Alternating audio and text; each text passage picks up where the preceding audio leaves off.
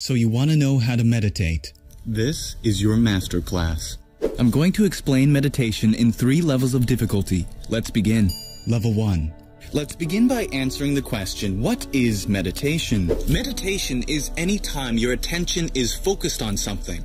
What your attention is focused on is called your object of meditation. A good reason for meditating at this level and above is to calm a racing mind. For beginners, this object should be something external to the body, such as a large body of water, or a fire, or the sounds of birds chirping. Remember that every meditation is a continuation of your last, so it does not matter how long you meditate for. It could be at this level anywhere from 30 seconds to a couple minutes. You may sit, stand, or walk in any position that is most relaxing. Your mind may wander wherever it likes, but when you notice that it is wandering, calmly redirect it back to your object. A good time to meditate is in the morning or before a meal when your mind is low on energy. Set a timer on your phone and just let yourself breathe naturally for a good few minutes. Level 2.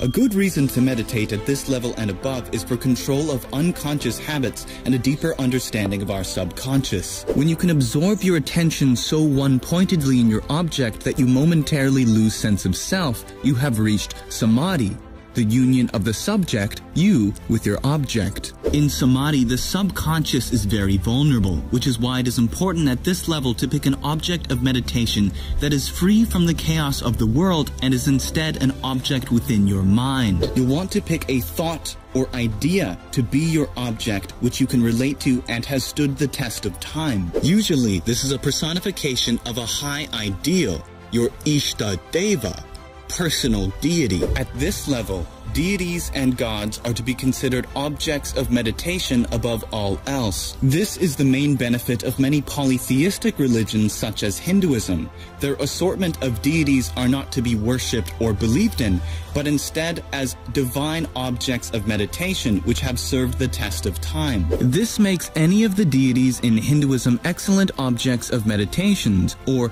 Ishta Devas. For example, the personification of creation, Brahma, the personification of preservation, Vishnu, the personification of destruction, Shiva, or any of their other incarnations. In Buddhism, any of the Buddhas, or in Christianity, the Christ or Mother Mary. This is usually paired with a continuously recited chant, mantra, or prayer related to that personal deity. Level 3. A good reason to meditate at this level and above is for ultimate spiritual liberation, freedom from all mental suffering. At this level, your object should be so simple the mind cannot grasp it. This is pranayam, focusing of the breath. And by breath, I do not mean the physical inhalation or exhalation. This usage of the word breath comes from the fun fact that the word for soul and breath come from the same place, pertaining to a life force called prana or chi. This prana is not to be understood as some quintessential force, but is instead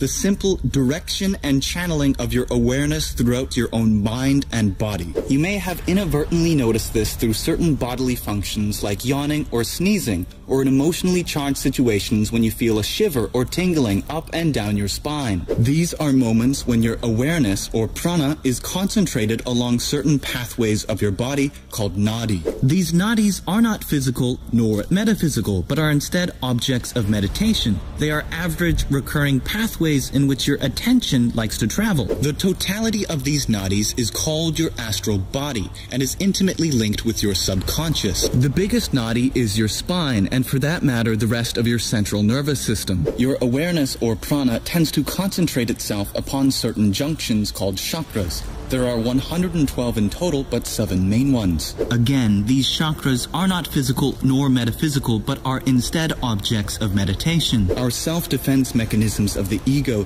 tends to repress certain subconscious traumas, blocking the chakras. These chakras can be opened by unearthing those traumas and fears and working through them. You can think of the astral body as a network of information in your subconscious. Fears and traumas block certain pathways of information information. The chakras then are simply archetypal ideas, concentrations of fundamental information within your subconscious. Focusing on your actual breath while meditating, while guiding your awareness with that inherent flow of motion, will unearth these traumas and start untying the knots of your nadis. Oftentimes, working through this trauma can be extremely terrifying, which is why it is so important at this level to have an Ishtadeva fully incorporated into your subconscious. Having your Ishtadeva there will serve as mental reassurance as you unearth potentially countless lifetimes of trauma. When your nadis are untied and your chakras are free of blockages, the prana can now transform into its final form called Kundalini. At this point, the duality within you deconstructs and the marriage of the divine feminine and masculine energy reunites. This is the metaphorical marriage of Shiva and Shakti, sun and moon. Your consciousness ceases from identifying with your constructed identity,